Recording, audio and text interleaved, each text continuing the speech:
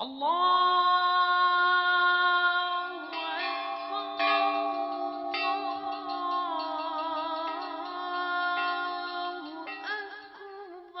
unprecedented terror attacks in Mumbai have united the country like nothing else in recent times.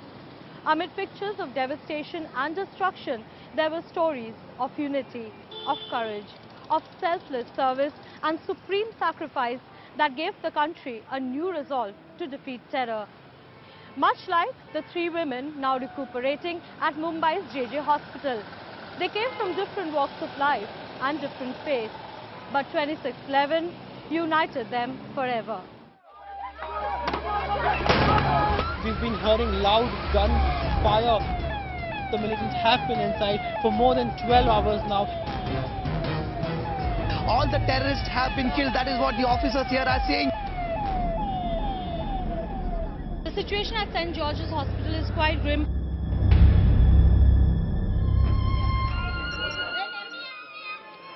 "26-year-old Anamika Gupta was shot at thrice as she tried to flee Leopold Cafe.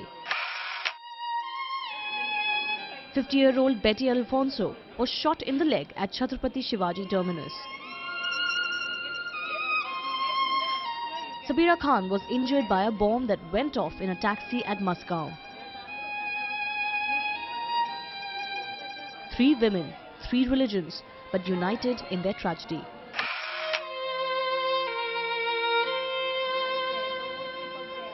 A tragedy that shook their city Mumbai like never before. The terror strike on 26/11 changed the lives of these 3 women, now recuperating together at the JJ Hospital. And as fate would have it, despite their different backgrounds, the 3 have become pillars of support for each other.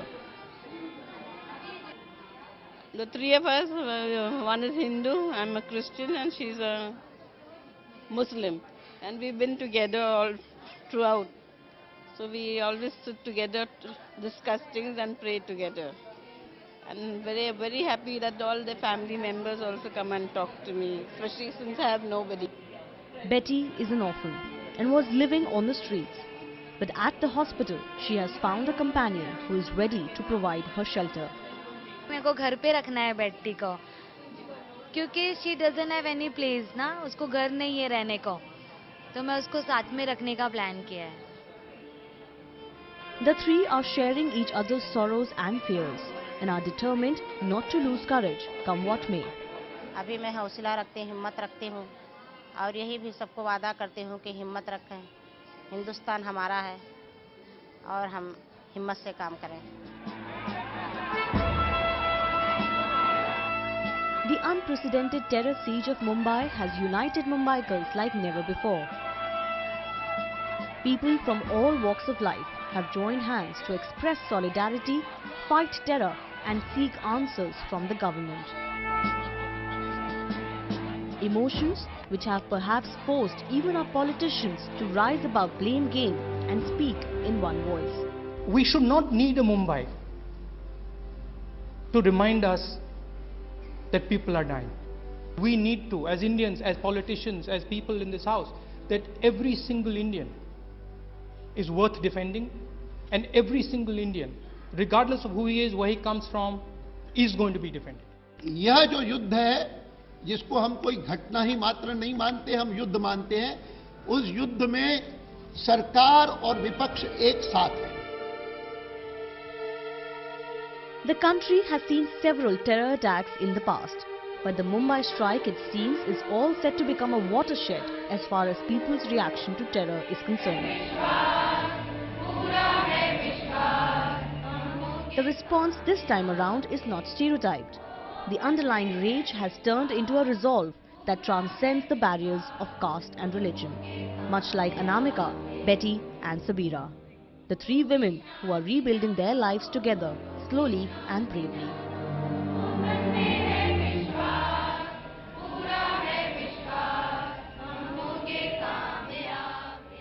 The story of these 3 women represented unity. The family of late Varghese Thomas is a rare example of courage in the face of adversity. This Taj Hotel employee died while trying to save lives of hotel guests when he could have easily walked out to safety. And in a true salute to his spirit, his family is proud that their loved one died trying to save lives of others. In the family of Varghese Thomas, there is no place for hate. 1:30 a.m. my elder one rang up him. He told, Mama, Papa is there, you please come and talk to him. I went, just literally cried and went. I asked him, where were you? He said, Arey, I am safe, Pagli, why you are crying? I am here. Then I asked him, where were you? He said, I am in bakery. Then I just asked him, how many were there? He said, we were 10 staffs with some guests are there. Then I asked him, are you sure you are safe? He said, yes. Are you in a gunpoint? He said, no, I am not in a gunpoint. Tomorrow morning I will be with you. It was a promise that Sunu's husband, Varghese Thomas, could not keep. But memories of the last telephonic conversation with her husband continue to haunt Sunu. 48-year-old Varghese, a senior captain at the famous Wasabi restaurant at the Taj Mahal Hotel, was shot dead by the terrorist at a point-blank range. Even in his last few hours, Varghese continued doing what he was always known for, helping others. A Taj employee for 30 years, Varghese knew every corner of the hotel, but refused to leave it till all his guests were moved out to safety. But even as anger is simmering across the country, for the family of Varghese Thomas, there is no place for hate against the perpetrators of terror. I can't curse them. I can't curse them because I think these people, they also don't know what they are doing. They have been trained like that. So who am I to curse them? I only pray to God, give them a good heart. Varghese is survived by 2 sons and his mother. While his elder son Wesley is pursuing medical studies, his younger son Reinel, undeterred by the turn of events, wants to pursue his father's dream. I want to become an MD, the managing director of Taj Hotel. Not only Taj, any hotel. Because my father used to say, if you like to do any work, so better you are having a chance to go and do hotel management. And even I thought if my father would be there, so we both would enjoy and work there. So in that way I have selected hotel management. Varghese's mother, Gracie, who lost her only son, is yet to come to terms with the tragedy. But her son's death has only reinforced her belief in the support the family galvanized from their secular neighborhood. तुमको एक बेटा गए, लेकिन हम लोग कितना जन है, तुम देखा है ना फ्यूनरल में इतना बच्चे लोग तुमको साथ देने का था, बहुत ही समझो इतना अच्छा बच्चे लोग है इधर का, उसमें